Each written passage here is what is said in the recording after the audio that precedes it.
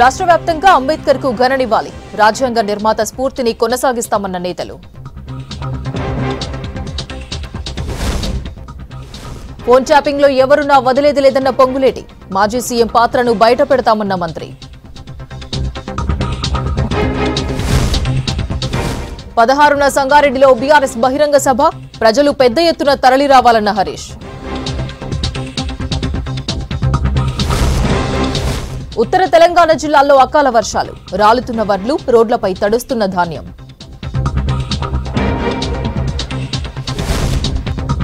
Fluoride సమస్యతో ఉక్కిరిబిక్కిరవుతున్న బోధ్. ప్రభుత్వం ఆదుకోవాలని బాధితుల గోడు.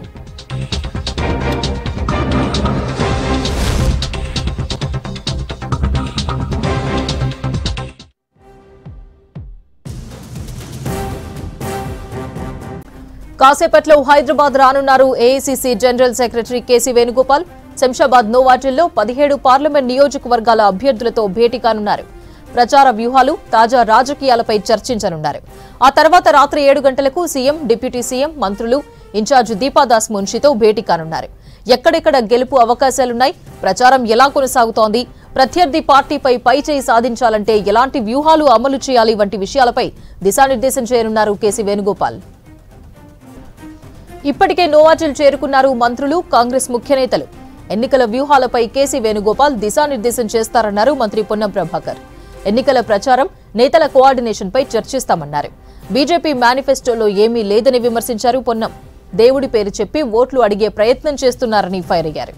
10 ఏళ్ల కాలంలో దేశ ప్రజలకు మోదీ చేసిందేమీ లేదన్నారు. కాసేపట్లో హైదరాబాద్ రానున్నారు AICC general secretary KC Venugopal. Shamshabad నోవాటిల్లో 17 పార్లమెంట్ నియోజకవర్గాల అభ్యర్థులతో భేటీ కానున్నారు. ప్రచార వ్యూహాలు, తాజా రాజకీయాలపై చర్చించనున్నారు. ఆ తర్వాత రాత్రి 7 గంటలకు సీఎం, డిప్యూటీ సీఎం, మంత్రులు, ఇన్ఛార్జ్ దీపాదాస్ మున్షితో భేటీ కానున్నారు. ఎక్కడెక్కడ గెలుపు అవకాశాలున్నాయి, ప్రచారం ఎలా కొనసాగుతోంది, ప్రత్యర్థి పార్టీపై పైచేయి సాధించాలంటే ఎలాంటి వ్యూహాలు అమలు చేయాలి వంటి విషయాలపై దిశానిర్దేశం చేయనున్నారు కేసీ వేణుగోపాల్.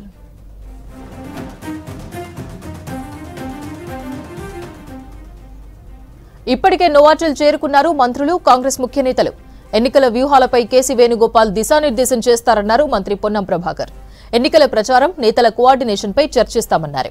బీజేపీ మేనిఫెస్టోలో ఏమీ లేదని విమర్శించారు పొన్నం. దేవుడి పేరు చెప్పి ఓట్లు అడిగే ప్రయత్నం చేస్తున్నారని ఫైర్ అయ్యారు.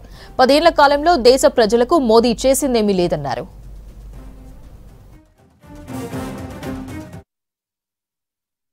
పార్టీ అభ్యర్థుల యొక్క పని, కార్యాచరణ, రాబోయే ఎన్నికలకు ఉన్నటువంటి కొద్ది కాలం 29 రోజుల ఈ ఆలోచన ప్రకారం ఇన్ఛార్జీలు, మంత్రులు, శాసనసభ్యులు ఏ విధంగా పార్టీ నాయకత్వం బూత్ వారికి ఏ విధంగా కష్టపడాలి మనం అనేటువంటి మాటను నిర్దేశం చేయడానికి మరి కేసీ వేణుగోపాల్ గారు పెద్దలు వచ్చినారు. గౌరవ ముఖ్యమంత్రి గారు, ఉప ముఖ్యమంత్రి గారు, మంత్రివర్గ సభ్యులు, దాని తదుపరి అభ్యర్థులు అందరూ కూడా కలిసి ఈరోజు ఒక దిశ, ఈరోజు రాష్ట్రంలో మాటలు అమలు చేసుకొని ముందుకు పోయే ప్రభుత్వంగా మేము రాష్ట్రంలో ఉన్నటువంటి ఆర్థిక పరిస్థితుల దృష్ట్యా కూడా ఎక్కడ కూడా ఇబ్బంది రాకుండా ప్రభుత్వానికి గత 4-5 నెలలుగా నడుపుతున్నటువంటి పరిస్థితి కావచ్చు, భవిష్యత్తులో ప్రజలకు ఇచ్చినటువంటి మాటలన్నీ అమలు చేసేటువంటి ఒక నిర్దేశన తీసుకొని పోయే సందర్భం లోపల మరి ప్రజలను అందరినీ కూడా ఒప్పించి మెప్పించి కాంగ్రెస్ వైపు ఓట్లే ఏ విధంగా మద్దతును తీసుకోవాలో దానికి సంబంధించి కూడా ఒక దిశానిర్దేశం జరుగుతుంది. తప్పకుండా ప్రజలు కూడా సానుకూలంగా ఉన్నారు. మేము కూడా క్షేత్రస్థాయిలో తిరిగినప్పుడు ఈసారి సానుకూలంగా కాంగ్రెస్ పార్టీకి మద్దతునివ్వాలి. ఎందుకంటే కేంద్రంలో కూడా భారతీయ జనతా పార్టీ పెద్ద 10 సంవత్సరాల లోపల తెలంగాణ ప్రయోజనాలకు సంబంధించి కావచ్చు, తెలంగాణ విభజన హామీలు కావచ్చు, తెలంగాణ పట్ల పార్లమెంటు వేదికగానే చులకనగా మాట్లాడినటువంటి అంశం కావచ్చు. టీఆర్ఎస్ పార్టీ అయితే పూర్తిగా కుప్పకూలిపోయి పార్టీకి సంబంధించినటువంటి అస్తవ్యస్త పరిస్థితులల్లో ఏం మాట్లాడుతున్నారో తెలియనటువంటి పరిస్థితులల్లో శాసనసభకు చర్చకు రాని ప్రతిపక్ష నాయకుడిగా ప్రతిపక్ష పార్టీ బాధ్యతను కూడా నిర్వహించలేని విధంగా చిన్నాభిన్నమవుతున్నటువంటి పరిస్థితుల్లో తప్పకుండా ప్రజలు మరి 5 సంవత్సరాలు ప్రజాపాలన కొరకు ప్రభుత్వంలో ఎట్లిచ్చిరో కేంద్రానికి కూడా పార్లమెంట్ సభ్యులు ఇస్తారు అనేటువంటి విశ్వాసం ఉంది. దాని మీద మరి ఈరోజు కేసీ వేణుగోపాల్ గారి సమావేశం తర్వాత ఒక మార్గదర్శకత, ఒక దిశ తీసుకొని ముందుకు పోతాం. చాలా స్పష్టం, శాసనసభ నియోజకవర్గాల లోపల ఎంపీలో ప్రభావం ఉంటుంది కావచ్చు, కానీ ఎంపీ ఎంపికకు సంబంధించి పూర్తిగా పార్టీ హైకమాండ్ బాధ్యత. ఆ రోజు మొన్నటి వరకు కూడా జీవన్ రెడ్డి గారిని కరీంనగర్ నుంచి పోటీ చేయించాలనే ఆలోచనతో మొన్నటి వరకు ఆగినారు. దాని తదుపరి ఖమ్మం, కరీంనగర్ ఇవి కూడా మరి వాళ్ళ యొక్క డిస్కషన్స్ లోపల ఉంది. తప్పకుండా తొందరలో అభ్యర్థిని ప్రకటించమని కోరుతా ఉన్నాం. పార్టీ అధిష్టానాలకు ఏ అభ్యర్థిని నియమిస్తే ఆ అభ్యర్థికి ఇప్పటికే మా యొక్క ఎన్నికల ప్రచారం మొన్ననే కొండగట్టు స్టార్ట్ చేసినాం. ఇవాళ కూడా అమలు చేయని బీజేపీ హామీల మీద దీక్ష చేసి ప్రభుత్వాన్ని కేంద్రం నుంచి ఏం తెచ్చిరో అక్కడ ఉండేవారి బీజేపీ నాయకత్వాన్ని గట్టిగా అడిగి నిలదీస్తూ ఉన్నాం. ప్రజలు కూడా అర్థం చేసుకుంటా ఉన్నారు. తప్పకుండా ఈసారి కాంగ్రెస్ పార్టీని గెలిపేయాలని ఆశిస్తూ ఉన్నారు. రాష్ట్ర వ్యాప్తంగా బీఆర్ అంబేద్కర్ జయంతి వేడుకలు ఘనంగా జరిగాయి. ఈ వేడుకల్లో రాజకీయ పార్టీల నేతలు, ప్రభుత్వ అధికారులు, ప్రజా సంఘాల నాయకులు, ప్రజలు భారీగా పాల్గొన్నారు. జై భీమ్ నినాదాలతో జిల్లా కేంద్రాలు, పట్టణాలు మార్మోగాయి. ప్రతి ఒక్కరూ అంబేద్కర్ ఆశయ సాధనకు కృషి చేయాలన్నారు నేతలు.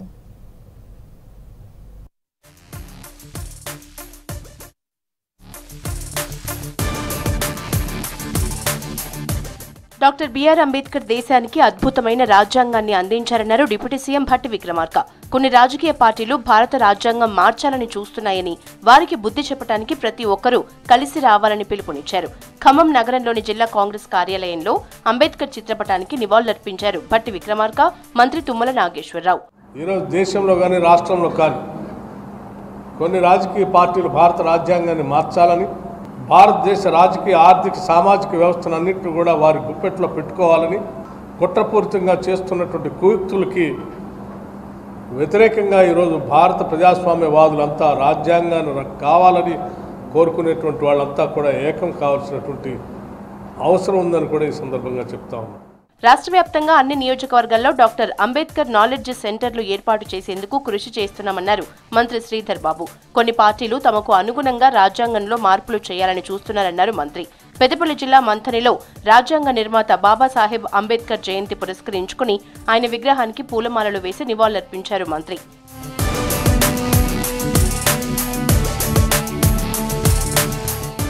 అంబేద్కర్ ఆశయ సాధనే లక్ష్యంగా కృషి చేస్తామన్నారు చెన్నూరు కాంగ్రెస్ ఎమ్మెల్యే వివేక్ వెంకటస్వామి. చదువుకుంటేనే పేదరిక నిర్మూలన అవుతుందని అన్నారు. పేదరిక నిర్మూలనే లక్ష్యంగా అంబేద్కర్ రాజ్యాంగాన్ని రచించారన్నారు. మంచిర్యాల జిల్లా మందమర్రి మార్కెట్లో అంబేద్కర్ ఉత్సవ కమిటీ ఆధ్వర్యంలో 133వ అంబేద్కర్ జయంతి వేడుకలు ఘనంగా నిర్వహించారు. అంబేద్కర్ విగ్రహానికి పూలమాల వేసి నివాళులర్పించారు ఎమ్మెల్యే వివేక్ వెంకటస్వామి. అంబేద్కర్ ఆశయాలకు అనుగుణంగా కాంగ్రెస్ ప్రభుత్వం పాలన కొనసాగిస్తోందన్నారు రామగుండం ఎమ్మెల్యే రాజ్ ఠాకూర్. అంబేద్కర్ రాసిన రాజ్యాంగం ద్వారానే అన్ని వర్గాల ప్రజలకు సముచిత న్యాయం జరుగుతుందన్నారు ఎమ్మెల్యే రాజ్ ఠాకూర్.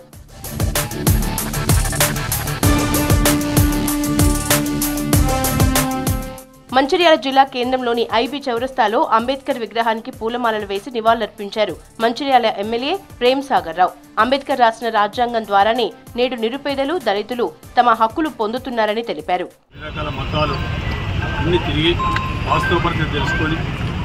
రాజ్యాంగం తయారు చేసే టైంలో అందరికీ ఒక రకమైన భద్రత కాన్స్టిట్యూషన్ ద్వారా కల్పించడం జరిగింది.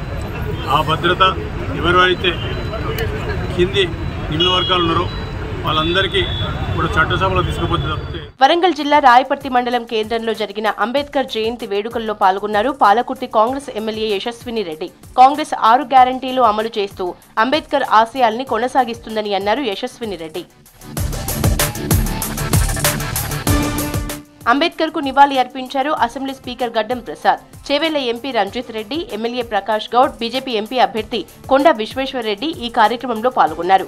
నేటి యువత బాబాసాహెబ్ చూసిన సన్మార్గంలో నడవాలని సూచించారు బీజేపీ ఎంపీ అభ్యర్థి కొండ విశ్వేశ్వర్ రెడ్డి. ప్రపంచమే గర్వపడే విధంగా అంబేద్కర్ రాజ్యాంగాన్ని భారతదేశానికి ఇచ్చారన్నారు నకరికల్ ఎమ్మెల్యే వేముల వీరేశం. భారత రాజ్యాంగాన్ని మార్చడానికి బీజేపీ ప్రభుత్వం ప్రయత్నం చేస్తోందని ఆరోపించారు వీరేశం. ఏదైతే బిలో పావర్టీకి చివరికి ఉన్నటువంటి వాళ్ళు ఉంటారో ఆ చివరికి ఉండేటువంటి వాళ్ళను మొదటికి తీసుకొచ్చేటువంటి ఒక లక్ష్యంతోనే మన పథకాల్ని, మన స్కీముల్ని ప్రవేశపెట్టచ్చు అని చెప్పేసి రాహుల్ గాంధీ గారి యొక్క కాన్సెప్ట్. కాబట్టి ఇవన్నీ జరగాలంటే దేశంలో రాజ్యాంగం రక్షించబడాలి, రాజ్యాంగాన్ని పరిరక్షించి కాపాడేటువంటి శక్తులకు అధికారం ఇవ్వాలని చెప్పేసి కోరుకుంటూ కేంద్రంలో కాంగ్రెస్ అధికారంలోకి వస్తేనే రాజ్యాంగానికి రక్షణ ఉంటుందని అన్నారు నిజామాబాద్ పార్లమెంటు కాంగ్రెస్ అభ్యర్థి ఎమ్మెల్సీ జీవన్ రెడ్డి. రాజ్యాంగంలో ఆర్టికల్ 3 వల్లే ప్రత్యేక తెలంగాణ రాష్ట్రం వచ్చిందన్నారు జీవన్ రెడ్డి. ఇవాళ మనకు తెలంగాణ రాష్ట్రం ఏర్పాటు కల సాకారం కావడం జరిగిందంటే మరి ఆనాడు వారు దూరదృష్టితోని నూతన రాష్ట్రాల ఏర్పాటులు ఏదైతుందో రాష్ట్ర ప్రభుత్వాల జోక్యం లేకుండా కేవలం కేంద్ర ప్రభుత్వ పరిధిలో ఈ అంశాన్ని చేర్చబడడంతోనే మనకు ఆర్టికల్ 3(4)కు అనుగుణంగా తెలంగాణ రాష్ట్రం కళ ఏర్పాటు కళ సాకారం జరిగిందని చెప్పక తప్పదని అంటున్నాం. అంబేద్కర్ ను ప్రతి ఒక్కరూ ఆదర్శంగా తీసుకోవాలన్నారు ఎమ్మెల్యే డాక్టర్ మురళీ నాయక్. బడుగు బలహీన వర్గాల అభివృద్ధికి ఆయన విశేష కృషి చేశారన్నారు. ఆసిఫాబాద్ జిల్లా కలెక్టర్ కార్యాలయంలో ఎస్సీ సంక్షేమ శాఖ ఆధ్వర్యంలో డాక్టర్ బిఆర్ అంబేద్కర్ జయంతి వేడుకలు ఘనంగా నిర్వహించారు. అంబేద్కర్ చిత్రపటానికి కలెక్టర్ వెంకటేష్ దోత్రే పూలమాలలు వేసి నివాళులర్పించారు. అంబేద్కర్ ఆశయ సాధనకు ప్రతి పౌరుడు కృషి చేయాలని సూచించారు కలెక్టర్. యాదాద్రి భువనగిరి జిల్లా కేంద్రంలో అంబేద్కర్ 133వ జయంతి ఉత్సవాలు ఘనంగా నిర్వహించారు.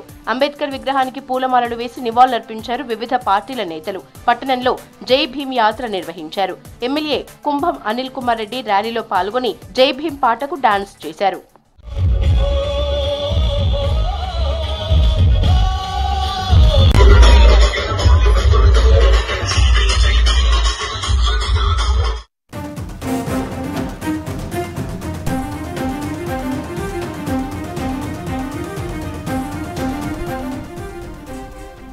కాసేపట్లో హైదరాబాద్ రానున్నారు AICC general secretary KC Venugopal.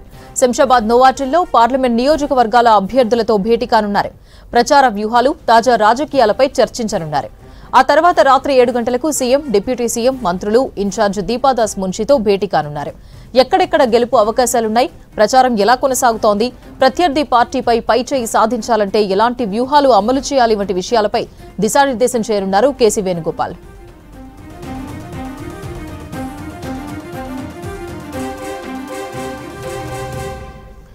ఇప్పటికే నోవాటిల్ చేరుకున్నారు సీఎం రేవంత్ రెడ్డి, మంత్రులు, కాంగ్రెస్ ముఖ్య నేతలు. ఎన్నికల వ్యూహాలపై కేసీ వేణుగోపాల్ దిశానిర్దేశం చేయనున్నారు.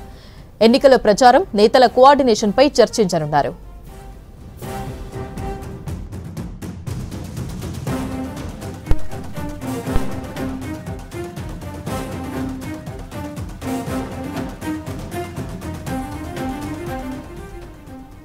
నోవాటిల్లో కాంగ్రెస్ ముఖ్య నేతల మీటింగ్ కు సంబంధించి మరిన్ని అప్డేట్స్ రాజు లైవ్ లో అందిస్తారు. రాజు, మీటింగ్ కు ఎవరెవరు అటెండ్ అయ్యారు, డీటెయిల్స్ ఏంటి?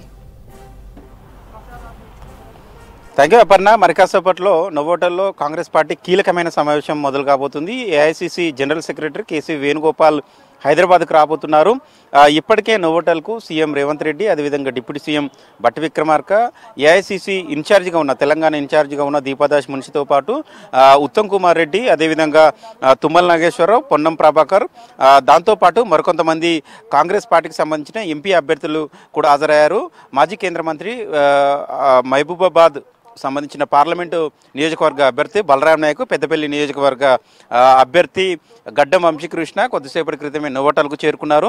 ప్రధానంగా ఇప్పుడు కాంగ్రెస్ పార్టీకి సంబంధించిన కీలకమైన నేతలతో పాటు అదేవిధంగా మంత్రులు, ఎమ్మెల్యేలు, దాంతోపాటు కాంగ్రెస్ పార్టీకి సంబంధించిన అభ్యర్థులతోని కేసీ వేణుగోపాల్ సమావేశం కాబోతున్నారు. అంతకంటే ముందుగానే కేసీ వేణుగోపాల్ రాకముందుగానే సీఎం రేవంత్ రెడ్డి, దీపాదాస్ మున్షి కాంగ్రెస్ సంబంధించిన అభ్యర్థులతో భేటీ అయ్యే అవకాశం ఉంటుంది. ఏఐసీసీ జనరల్ సెక్రటరీగా ఉన్న కేసీ వేణుగోపాల్ రాష్ట్రానికి రావడానికి ఉద్దేశం ఏంటి, కారణాలు ఏంటి, ఏ అంశాల మీద చర్చించే అవకాశం ఉంటుంది. తెలంగాణలో కాంగ్రెస్ పార్టీకి సంబంధించి 17 పార్లమెంట్ స్థానాల్లో ఇప్పటికే 14 పార్లమెంట్ స్థానాలకు సంబంధించి అభ్యర్థులు ఎంపిక చేసిన తర్వాత ప్రచార శైలి ఏ విధంగా ఉంది, ఆ గెలుపు అవకాశాలు ఏ విధంగా ఉన్నాయని దానిపైన చర్చించే అవకాశం అయితే కనబడుతుంది. ప్రధానంగా కాంగ్రెస్ పార్టీ రోజు రోజుకు కొంత మేరకు గ్రౌండ్లో ప్రచారము వీక్గా ఉంది అనేది కేసీ వేణుగోపాల్ నోటీస్ వెళ్ళింది, ఏఐసీసీ అధిష్టానం నోటీస్కి వెళ్ళింది. సునీల్ కనుగోలు సర్వే ఆధారంగా దానిపైన సీరియస్ వార్నింగ్ ఇవ్వడానికి కేసీ వేణుగోపాల్ హైదరాబాద్కు రానున్నట్లు తెలిసింది. ఎందుకంటే తెలంగాణలో 10కి పైగా పార్లమెంట్ స్థానాలను కైవసం చేసుకోవాలని ఏఐసీసీ, పీసీసీ భావిస్తుంది. 17లో 14 స్థానాలను కైవసం చేసుకుంటామని పదే సీఎం రేవంత్ రెడ్డి చెప్తున్నారు. కానీ కొంతమంది అభ్యర్థులు ఎన్నికల ప్రచారంలో చాలా వీక్గా ఉన్నారు. సునీల్ కనుగోలు నివేదికను ఆధారంగా చేసుకుని వారికి దిశానిర్దేశం చేయడానికి కేసీ వేణుగోపాల్ హైదరాబాద్కు వస్తున్నట్లు కాంగ్రెస్ సంబంధించిన నేతలు చెప్తున్నారు. అదేవిధంగా ఎన్నికల ప్రచారం తెలంగాణలో మరింత ఎన్నికల ప్రచారం వేగవంతం చేయాలి. ఏఐసిసి నేతలు కూడా తెలంగాణ ఎన్నికల ప్రచారానికి రావడానికి సిద్ధంగా ఉన్నారు. ఏఐసిసి ప్రెసిడెంట్ మల్లికార్జున ఖర్గేతో పాటు అదేవిధంగా రాహుల్ గాంధీ, ప్రియాంక గాంధీ, మరికొంతమంది ఏఐసిసి నేతలు కూడా తెలంగాణ ఎన్నికల ప్రచారానికి రావడానికి సిద్ధంగా ఉన్నారు. వారికి సంబంధించిన షెడ్యూల్ కావచ్చు, డేట్స్ కావచ్చు, ఎన్నికల ప్రచారం ఏ జిల్లాలో ఏ పార్లమెంటు పరిధిలో చేస్తే బాగుంటుందనే దానిపైన చర్చించే అవకాశం ఉంటుంది. ఈ భేటీలో ప్రధానంగా ప్రియాంక గాంధీకి సంబంధించిన షెడ్యూల్ ఫిక్స్ అయింది. వచ్చే నెల మొదటి వారంలో నల్గొండ జిల్లాలో ఆమె 2 భారీ బహిరంగ సభల్లో హాజరు కాబోతున్నారు. అటు నల్గొండ పార్లమెంట్ పరిధిలోని మిర్యాలగూడ భారీ బహిరంగ సభ ఏర్పాటు చేయబోతున్నారు. అదే రోజు చౌటుప్పల్లో, భువనగిరి పార్లమెంట్ పరిధిలోని చౌటుప్పల్లో భారీ బహిరంగ సభ ఏర్పాటు చేయబోతున్నారు. ఆ 2 సభలకు ప్రియాంక గాంధీ దాదాపు రావడానికి ఆమె అంగీకరించారు. ఇక రాహుల్ గాంధీ, మరికొంతమంది నేతలు, ఏఐసిసి ప్రెసిడెంట్ మల్లికార్జున ఖర్గే కూడా మహబూబ్ నగర్ పార్లమెంటు పరిధితో పాటు నాగర్ కర్నూలు పార్లమెంటు పరిధిలో, అంటే ఉమ్మడి మహబూబ్ నగర్ జిల్లాలో 2 పార్లమెంటు పరిధుల్లో బహిరంగ సభలు నిర్వహిస్తే తాను హాజరై ఎన్నికల ప్రచారంలో పాల్గొంటానని AICC president Mallikarjuna Kharge PCC నేతలకు చెప్పినట్లు తెలుస్తుంది. దానికి సంబంధించిన అంశాలను కూడా ఈరోజు కేసీ వేణుగోపాల్ భేటీలో ప్రస్తావించే అవకాశం ఉంటుంది. దాంతోపాటు అంటే సునీల్ కనుగోలు టీం సర్వే చేసిన తర్వాత, అంటే అభ్యర్థులను ప్రకటించిన తర్వాత సర్వే ఫలితాలు ఏ విధంగా ఉన్నాయి, గెలుపు అవకాశాలు బలంగా ఉన్న పార్లమెంట్ స్థానాలు ఏంటి, ఎక్కడెక్కడ వీక్గా ఉంది, అభ్యర్థులు ఎంత మేరకు పనిచేస్తున్నారు, ఒక్కొక్క పార్లమెంట్ నియోజకవర్గానికి ఒక్కొక్క మంత్రిని ఇన్ఛార్జ్గా వేశారు, అదేవిధంగా ఒక్కొక్క పిసిసి నేతను కోఆర్డినేటర్గా కూడా వేశారు, ఎన్నికల ప్రచార శైలి ఏ విధంగా కొనసాగుతుంది అనే దానిపైన ఇవాళ మీటింగ్లో చర్చించే అవకాశం అయితే కనబడుతుంది. ప్రధానంగా ఎన్నికల ప్రచారం పైన కేసీ వేణుగోపాల్ ఒక దిశానిర్దేశం అయితే చేయబోతున్నారు. అభ్యర్థులు కూడా మరింత బలంగా ఎన్నికల ప్రచారం చేయాలి. ప్రత్యర్థులకు, అంటే అటు బీఆర్ఎస్, బీజేపీకి సంబంధించిన అభ్యర్థులకు ధీటుగా ఎన్నికల ప్రచారంలో ముందుకెళ్లాలి. తెలంగాణ రాష్ట్రంలో కాంగ్రెస్ పార్టీ అధికారంలోకి వచ్చిన తర్వాత 100 రోజుల పాలనలో ఎన్ని గ్యారెంటీలు అమలు చేసింది, ఆ గ్యారెంటీల అమలులో ఎంతమంది లబ్ధిదారులు అయ్యారు, దానికి సంబంధించిన ఇంటింటికి ప్రచారం కూడా బలంగా తీసుకెళ్లాలి. దాంతోపాటు తుక్కుగూడలో మొన్న రీసెంట్గా జరిగిన భారీ బహిరంగ సభ జనజాతరలో ఏఐసిసి మేనిఫెస్టోను కూడా విడుదల చేశారు. కాబట్టి ఆ పాంచి న్యాయపత్రకు సంబంధించిన ఏఐసిసి మేనిఫెస్టోను కూడా జనాల్లోకి తీసుకెళ్లాలి అనేది ఒక దిశానిర్దేశం చెబుతున్నారు కేసీ వేణుగోపాల్. దాంతోపాటు కాంగ్రెస్ పార్టీకి సంబంధించిన నేతలంతా సమన్వయంతో పనిచేయాలి. కొత్త పాత నేతలు కలుపుకొని పోతేనే పార్లమెంటు స్థానాలను, మెజార్టీ పార్లమెంట్ స్థానాలను గెలిచే అవకాశం ఉంటుంది. కొంతమంది కొత్తగా పార్టీలో చేరిన వారికి టికెట్లు దక్కాయి కాబట్టి పాత నేతలు అసంతృప్తి పడకుండా వారు కూడా కలిసి పనిచేసేలాగా కోఆర్డినేట్ చేసుకోవాల్సింది ఉంటుంది. మెజార్టీ స్థానాలను కైవసం చేసుకునేలాగా పార్టీ నేతలు పనిచేయాల్సి ఉంటుందని ఒక దిశానిర్దేశం చేయబోతున్నారు. అదేవిధంగా 3 పెండింగ్ స్థానాలు ఉన్నాయి పార్లమెంట్కి సంబంధించి. కరీంనగర్, ఖమ్మం, హైదరాబాద్ 3 పెండింగ్ స్థానాలకు సంబంధించి ఇప్పటికే సునీల్ కనుగోలు టీము ఇచ్చిన రిపోర్టు బేస్ చేసుకొని, దాంతోపాటు ఏఐసిసి కూడా మొన్న రీసెంట్గా ఫ్లాష్ సర్వే నిర్వహించింది. ప్రధానంగా ఖమ్మం సీటు విషయంలో కూడా ఫ్లాష్ సర్వే నిర్వహించింది ఏఐసిసి. 5 రోజుల పాటు నిర్వహించింది. దానికి సంబంధించిన అంశాలను కూడా వివరించే అవకాశం ఉంటుంది.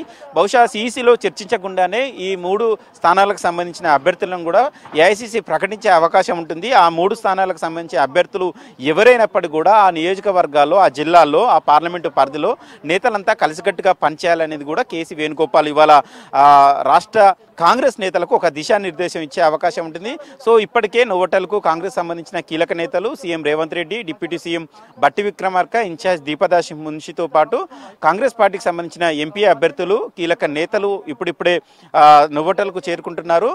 బహుశా 7 గంటలకు శంషాబాద్ ఎయిర్పోర్టుకు AICC general secretary KC Venugopal reach అయ్యే అవకాశం ఉంటుంది. 7 గంటలకు నోవోటల్కు, శంషాబాద్కు ఆనుకొని ఉంటుంది కాబట్టి నోవోటల్కు 7 గంటలకు సమావేశం ప్రారంభం అయ్యే అవకాశం అయితే కనబడుతుంది. చాలా కీలకమైన సమావేశాన్ని కాంగ్రెస్ నేతలు అయితే చెప్తున్నారు.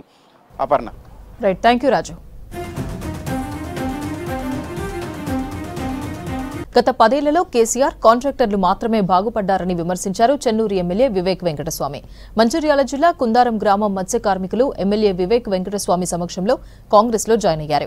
కేసీఆర్ రాత్రి పుస్తకాలు చదివి ప్రాజెక్టులు కట్టి రైతులను నిండా ముంచారని ఆరోపించారు. పెద్దపల్లి ఎంపీగా గడ్డం వంశీని గెలిపించాలని ప్రజలను కోరారు వివేక్ వెంకటస్వామి. ఈ కేసీఆర్ ప్రభుత్వం అప్పుడు ఆనాటి రోజు నుంచి కేవలం ప్రజల పైసలు దోచుకుంటుంది. ఈ కాళేశ్వరం ప్రాజెక్ట్ కూడా మీకు తెలుసు కదా, మీ అందరికి అవగాహన వచ్చింది. బ్యాక్ వాటర్స్ తోని ఇక్కడ మునిగిందా లేదా? మునిగిందా అంటే ఏమన్నాడు కేసీఆర్? నేను రాత్రి పగలు పుస్తకాలు చదివి ఈ ప్రాజెక్ట్ కట్టినా అన్నాడు. అన్నాడా లేదా? ఏమ్మా అన్నాడా? మరి ఇప్పుడు ఏమైంది? ఆ ప్రాజెక్ట్ కట్టి నీళ్లు వెనుకకు వచ్చి ఆ బ్యారేజ్ కట్టినందువలన ఎవరి భూములు మునిగిపోతున్నాయి? ఎవరి మన అంటే నష్టం ఎవరికి? మనకి. లాభం ఎవరికి వచ్చింది? కేసీఆర్ కి కాంట్రాక్టర్. అక్కడ కూడా ఇదే కాంట్రాక్టర్. ఈ మిషన్ భగీరథి కాంట్రాక్టర్ కూడా అక్కడ కూడా అదే కాంట్రాక్టర్.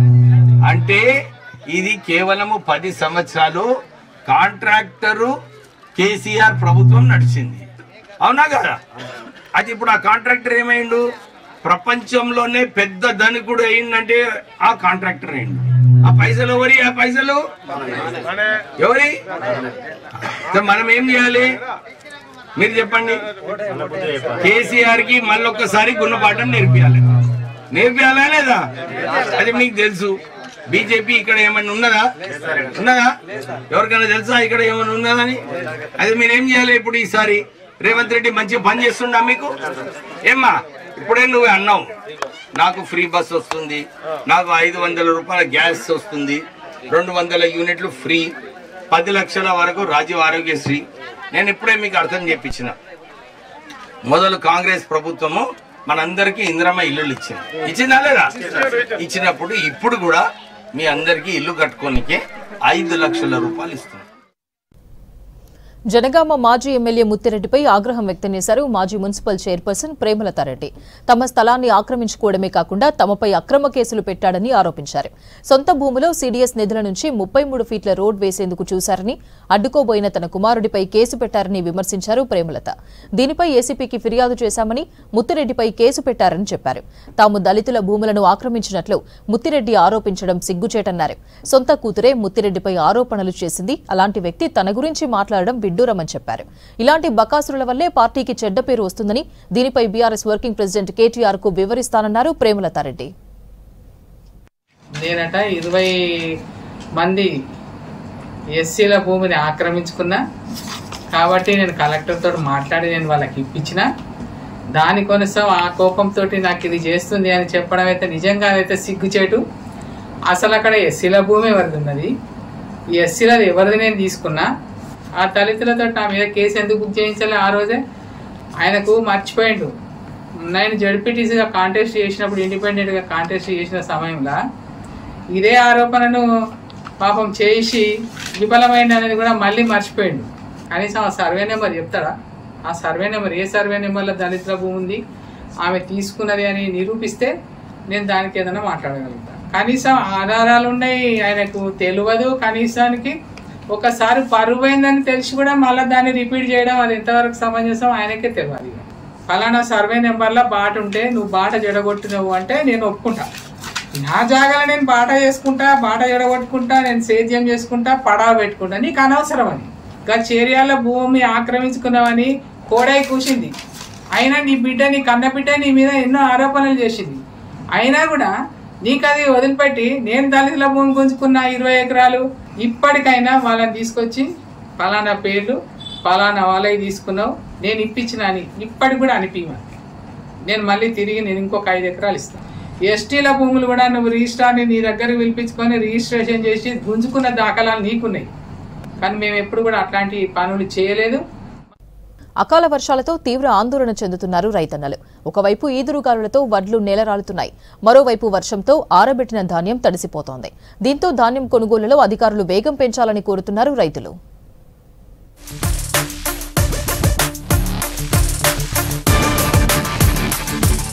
నిజామాబాద్ జిల్లా రైతులను అకాల వర్షాలు ఆగమాగం చేస్తున్నాయి. ఆరుగాలం శ్రమించి పంట పండిస్తే చేతికొచ్చిన సమయంలో వర్షాలు నిండా ముంచాయి. గత వారం కురిసిన వడగండ్ల వానతో వరి ధాన్యం నేలరాలాయి. తర్వాత ఎంతకో కొంతకు అమ్ముకుందామంటే ఇటీవల వరుసగా వర్షాలు వెంటాడుతున్నాయి. కోత కోసి కుప్పలుగా పోసిన ధాన్యం అంతా మళ్లీ తడుస్తోందని రైతులు ఆవేదన వ్యక్తం చేస్తున్నారు. ఇప్పుడు వారం రోజులు ఒడ్లు పోసి వానలు పడతా ఉన్నాయి, దగ్గర చేస్తా ఉన్నాం, వాళ్ళు పడతా ఉన్నాయి, దగ్గర చేస్తా ఉన్నాం. మస్తు నానా బాధలు పడుతున్నాం. ఇప్పటికి 20 కైకిలు అయినా కానీ ఇంకా ఒడ్లు పోలేదు. ఇక చేస్తా ఉన్నాం కైకిలకే సరిపోతున్నాము. నీరుడు 85,000 మీద పడ్డాయి. వ్యవసాయం చేస్తే రోగం పడి వరికి ఇట్నే చాలా ఇబ్బంది అవుతుంది, మస్తు బాధ అవుతుంది. నేను ముసలోని ఏం చేయాలి, ఇక కడుపు లేక నానా బాధలు పడుతున్నాం, నానా కష్టాలు పడుతున్నాము. నిజామాబాద్ జిల్లా వ్యాప్తంగా ధాన్యం కొనుగోలు కేంద్రాలు ప్రారంభించారు అధికారులు. దీంతో రైతులు తమ ధాన్యాన్ని కొనుగోలు కేంద్రాలకు తరలించారు. మరికొంతమంది రైతులు ప్రైవేటు వాళ్లకు విక్రయించేందుకు రోడ్లపై కుప్పలుగా పోసి ఆరబెడుతున్నారు. కానీ అకాల వర్షానికి ధాన్యం మొత్తం తడిసిపోతోంది. అలాగే కల్లాల్లో నీరు నిలిచి ఉండడంతో ధాన్యం రంగు మారే అవకాశం ఉందని ఆందోళన చెందుతున్నారు రైతులు. అనుకోకుండా వర్షం వచ్చి మొత్తం వడ్లన్నీ తడిచిపోయినాయి కూడా వచ్చింది. దానివల్ల మా వడ్లన్నీ నడిచిపోయి బాగా నష్టం జరుగుతున్నది. మాకు ఎండుతాయి అనుకున్నాం కానీ బాగా వర్షం పడుతుందని అనుకోకుండా వచ్చేసింది. పచ్చి ఉన్నాయని ఇంకా 2-3 రోజుల తర్వాత ఎండుతాయని ఆపేసుకోకుండా రాత్రి వడగాలు వర్షం కురవడం వల్ల బాగా వారం 10 రోజులుగా వరుసగా కురుస్తున్న అకాల వర్షాలతో రైతులకు కంటి మీద కునుకు లేకుండా చేస్తున్నాయి. గతేడాది కూడా వరి కోతల సమయంలో అకాల వర్షాలు కురిశాయి. దీంతో ధాన్యం తడిసి ముద్దైంది, పూర్తిగా రంగు మారిపోయింది. దీంతో పంట కొనేందుకు ఎవరూ ముందుకు రాలేదు. దీంతో అప్పుడు రైతులు తీవ్రంగా నష్టపోయారు. ఈసారి కూడా అకాల వర్షాలు వెంటాడుతున్నాయి. దీంతో రైతులకు మళ్లీ టెన్షన్ మొదలైంది. కోతలు వచ్చి 10-15 రోజులు అవుతున్నది. ఎందుకంటే ఈ వర్షాలు ఎట్లున్నది తెలియదు. మనకు భారీ వర్షాలు పడతాయా లేకపోతే ఇంతటన్నా మాంతదే తెలియదు. ఎందుకంటే కష్టకాలము శ్రమించి పంట పండించినాం కాబట్టి సకాలంలో సర్కార్ అంటే ప్రభుత్వ గవర్నమెంట్ ఎంబడి సొసైటీల ద్వారా కొనుగోలు చేసి ప్రతి రైతుకు అందుబాటులో ఉండాలా, ప్రతి రైతుకు సహకరించాలని సర్కార్ని మేము ప్రభుత్వాన్ని కోరుకుంటున్నాం. నిజామాబాద్ జిల్లాలోని బీంఘల్, మోపాల్, కమ్మర్పల్లి, ఆర్మూర్, మాక్లూర్, రెంజల్, నవీపేట, సిరికొండ, డిచ్పల్లి, నందిపేట, బోధన్, సాలూరా, చందూర్, మోస్రా, ఎడపల్లి, డొంకేశ్వర్, పోతంగల్, మోర్తాడ్, ఆలూర్, మెండోర మండలాల్లో భారీగా ఈదురుగాలులతో కూడిన వర్షాలు పడుతున్నాయి. దీంతో ఎప్పుడు ఏమవుతోందోనని ఆందోళన చెందుతున్నారు రైతులు. ఈ అకాల వర్షాలకు ఈ మొక్కలు బాగా ఖరాబ్ అయిపోయినాయి. ఈ పాలు పోసే టైంలోనే వర్షాలు పడి నష్టపోయినాం మేము. మాకు ఎకరాకి ఒక 30,000 నుంచి 25,000 అయినా ఎట్లనో తగడానికి ఆదుకోవాలని చెప్పేసి గవర్నమెంట్కు మేము విన్నవిస్తున్నాము. అయితే మాకు భగవంతుడు ఇక ఉరితాడే మాకు ఇక ఏం చేయలేని పరిస్థితి. ఎట్లనా అయినా ఆదుకోవాలని చెప్పేసి మేము గవర్నమెంట్కు అది చేస్తున్నాము. మరో 3 రోజుల పాటు వాతావరణం ఇలానే ఉండే ఛాన్స్ ఉందని వాతావరణ శాఖ అధికారులు చెబుతున్నారు. దీంతో రైతులు మరింత ఆందోళన చెందుతున్నారు. వెంటనే కొనుగోలును వేగవంతం చేయాలంటున్నారు రైతులు. అలాగే తడిసిన ధాన్యాన్ని కూడా కొర్రీలు లేకుండా కొనుగోలు చేయాలని కోరుతున్నారు.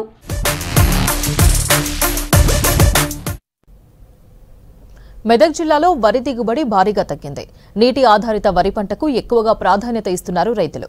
వేసవి కాలంలో భూగర్భ జలాలు అడుగంటడంతో ఆశించిన స్థాయిలో పంట చేతికి రాక ఆందోళన చెందుతున్నారు అన్నదాతలు.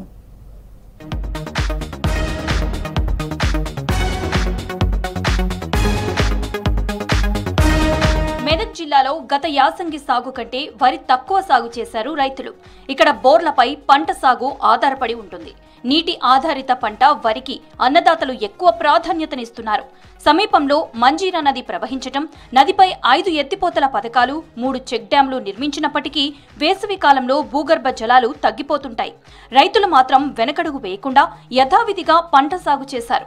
పంట వేసిన మొదటి నుంచే చీడపీడలు అత్యధిక స్థాయిలో పంటను ఆశించటం, పంట ఈని గింజ తొడిగే వరకు మందులను పిచికారీ చేస్తూనే వచ్చారు. ఇందుకోసం అత్యధిక డబ్బును ఖర్చు పెడుతున్నారు. ఈ పరిస్థితుల్లోనే భూగర్భ జలాలు ఒక్కసారిగా అడుగంటటంతో బోర్ల కింద వేసిన పంట ఎండిపోయింది. నేడు 30 క్వింటాలు అయినాయి. ఈసారి ఇంకా గంతి వేసినాము కానీ ఇక వాటర్ లేకనో ఏమో ఈసారి మొత్తం ఎండిపోయింది. అంత లాగోడు అంతా మీద పడ్డది. ఇక బలనే మేపుతున్నాం రోజు. అన్నీ గొర్రె మేకలు మేసిపోతాయి అని రోజు ఇంత కోసుకుంటా వద్దాం, మేపుకుంటూ వద్దాము, నీడ గట్టేసుకుంటా కోసుకుంటేసి మేపుతున్నాం బలను. మొత్తము ఏమైనా సాయం చేస్తే మంచిగా ఉండు, లాగోడు పుడితే అన్న పెట్టుబడులు బాగా. మా ఏరియాలో మొత్తం భూగర్భ జలాలు మొత్తం అడుగంటిపోయినాయి. నీళ్ళని వాటర్ అనేది లేవు. కాబట్టి మొత్తం పోయినసారి కంటే ఈసారి చాలా దిగుబడి తక్కువ వచ్చినాయి చేనులు. మళ్ళీ ఇంకొకటి నష్టపరిహారం ఏంటంటే ఉన్న చేనులు కూడా వర్షాలు రాళ్ళ వానలు పడి కూడా నాశనం అయిపోయినాయి. మమ్మల్ని ఏ ఒక ఎమ్మెల్యే కానీ ఎవరు కూడా మమ్మల్ని పట్టించుకున్న నాదులు లేడు. మాకు జలాలు ఎక్కడ కూడా లేవు. మాకు చాలా ఇబ్బంది అయిన పరిస్థితి. మమ్మల్ని కొంచెం ఆదుకోవాలని కోరుకుంటున్నాం మేము. కోతల సీజన్ కూడా ప్రారంభమైంది. చాలా మంది రైతులకు ధాన్యం దిగుబడి ఆశించిన స్థాయిలో రాలేదు. సాధారణంగా ఎకరాకు 40 బస్తాలు రావాలి. పంట చేతికొచ్చే దశలో బోరుబావిలో నీరందక దిగుబడి తగ్గింది. గింజ బరువు తగ్గి పంట సాగు కోసం చేసిన పెట్టుబడి డబ్బులు వస్తే అదే గొప్ప అంటున్నారు రైతులు. యాసంగిలో నీటి ఎద్దడి ఉంటుందన్న విషయం తెలిసిందే. ఆరుతడి పంటలకు ఇక్కడి భూములు అనువుగా ఉన్నా రైతులు నీటి ఆధారిత పంట వరి వైపే ఎక్కువగా మొగ్గు చూపుతున్నారు. అది మాది ఒక 2 ఎకరాలు వేసిన తర్వాత అది బోరు బాయి పోయాక అంత ఎండిపోయి అందులో మనకు వానాలు రాళ్ళు పడి అట్లా నష్టపోయి ఇప్పుడు 60 క్వింటాలు వెళ్ళేది 5 క్వింటాలు వెళ్ళినాయి. దానికి నష్టపరిహారం కానీ ఏదన్నా మాకు సహాయపడాలని కోరుకుంటున్నా. మనకు పంటకు పెట్టిన పెట్టుబడి కూడా ఒక 20 నుంచి 25 వేల మధ్యలో పెట్టుబడి పెట్టినాము. ఆ పెట్టుబడులు కూడా వచ్చే ఛాన్స్ లేదు, ఆ లాభాలు కూడా వచ్చేలాగా. భూగర్భ జలాల్లో వాటర్ లేక అనేకమైన మోటార్లు కాలిపోయినాయి. ఒక నెలకు వచ్చేసి ఒక్కొక్క మోటార్ కాలిపోతుంది. ఒక మోటార్ చేపించాలన్నా మనకు తక్షణం ఒక 5,000 నుంచి ఒక 6,000 మధ్యలో కావాలి. చాలా రైతులు అనేది చాలా నష్టపోయాము. వ్యవసాయ శాఖ అధికారులు పంట సాగుపై అవగాహన కల్పించిన రైతులు వరి పంట సాగు చేసి నష్టపోతున్నారు. మరోవైపు ఈసారి వరి పంటకు వచ్చినన్ని రోగాలు ఎప్పుడూ రాలేదంటున్నారు రైతులు. వేల రూపాయలు ఖర్చు పెట్టినా పంటపై మందులు పిచికారీ చేయటం, పంట ఎదుగుదలకు ఎరువులు గుళికలు చల్లినా ఫలితం లేకుండా పోయిందంటున్నారు అన్నదాతలు. కంకికి సగం గింజలు మాత్రమే మిగిలాయని, కొంత భాగంలో పంట పూర్తిగా ఎండిపోయిందని తెలిపారు. ఆరుగాలం కుటుంబ సభ్యులతో కలిసి కష్టపడ్డా లాభం లేకుండా పోయిందని రైతులు ఆవేదన వ్యక్తం చేస్తున్నారు. ప్రభుత్వం పంట నష్టపోయిన రైతులను గుర్తించి ఆర్థిక సాయం చేయాలని కోరుతున్నారు రైతులు. ఈ నెల 17న భద్రాచలంలో శ్రీరామనవమి వేడుకలను ఘనంగా నిర్వహించేందుకు ఏర్పాట్లు చేస్తున్నారు ఆలయ అధికారులు. తెలుగు రాష్ట్రాల్లో భద్రాచలం క్షేత్రానికి ప్రత్యేక స్థానం ఉంది. రాములోరి కళ్యాణం వైభవంగా నిర్వహించేందుకు సర్వం సిద్ధం చేస్తున్నారు ఆలయ సిబ్బంది.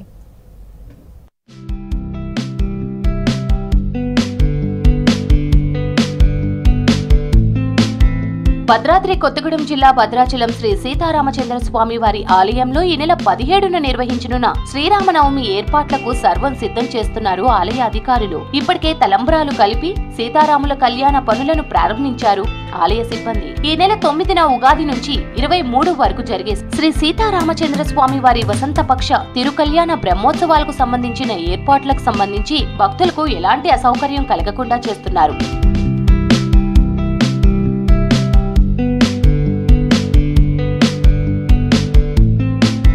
ఇవాళ గరుడ ధ్వజ పటలేఖనం, గరుడ ధ్వజ పటావిష్కరణం, గరుడ ధ్వజాదివాసం కార్యక్రమాలు ఉన్నాయి. 15న ఉదయానం అగ్ని ప్రతిష్ఠ, ధ్వజారోహణం, దేవతా ఆహ్వానం కార్యక్రమాలు నిర్వహిస్తారు. 16న రాత్రి ఉత్తర ద్వారం దగ్గర ఎదుర్కోలు ఉత్సవం వైభవంగా జరగనుంది. 17న ఉదయం 10:30 గంటల నుంచి 12:30 వరకు శ్రీ సీతారామచంద్ర స్వామి వారి తిరుకల్యాణ మహోత్సవం ఘనంగా నిర్వహిస్తారు. 18న మహా పట్టాభిషేక మహోత్సవం వైభవంగా చేపడతారు. ప్రతి సంవత్సరం లాగే సీతారాముల కళ్యాణానికి ముందు రోజు జరుపుకునే ఎదుర్కోలు ఉత్సవాన్ని వైభవంగా నిర్వహించేందుకు ఏర్పాట్లు చేశామన్నారు ఆలయ ఈవో రమాదేవి. అందులో ముఖ్యంగా 16వ తారీఖు మనకు ఎదుర్కోలు ఉత్సవం, ఇది ముక్కోటి ద్వారం దగ్గర మనం అందరం పెద్ద ఎత్తున ఏర్పాటు చేసుకుని ఎదుర్కోలు ఉత్సవాన్ని జరుపుకుంటాము 16వ తారీఖు.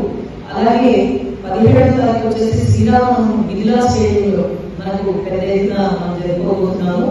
17వ తారీఖు తర్వాత వెంటనే ఆ నెక్స్ట్ డే 18వ తారీఖు మహాపట్టాభిషేకాన్ని జరుపుకుంటున్నాము.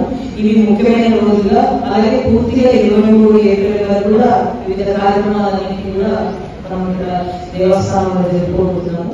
కళ్యాణం రోజు మిథిలా స్టేడియంలో భక్తులు, అధికారులు, వివిఐపీలకు ఎలాంటి ఇబ్బందులు కలగకుండా కళ్యాణ ప్రాంగణాన్ని 18 సెక్టార్లుగా విభజించి వాటికి సంబంధించిన పనులను పర్యవేక్షిస్తున్నామని చెప్పారు జిల్లా కలెక్టర్ ప్రియాంక ఆలా. కళ్యాణ మహోత్సవం తర్వాత మహా పట్టాభిషేకానికి భక్తులు అధికంగా హాజరయ్యే అవకాశం ఉందన్నారు. వివిధ శాఖలకు సంబంధించిన అధికారులతో సమీక్షా సమావేశం నిర్వహించారు కలెక్టర్. భక్తుల కోసం 200 క్వింటాళ్ల కళ్యాణ తలంబ్రాలు, 2 లక్షల లడ్డు ప్రసాదాలను సిద్ధం చేస్తున్నారు ఆలయ అధికారులు.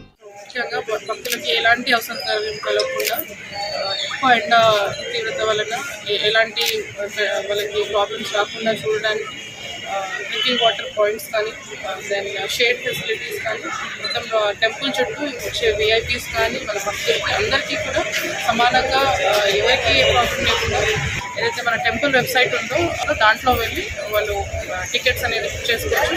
అదేవిధంగా 60 ప్రసాదం కౌంటర్స్ కూడా పెట్టడం జరిగింది. తర్వాత ఒక 120 ముత్యాల కౌంటర్స్ కూడా పెట్టాము.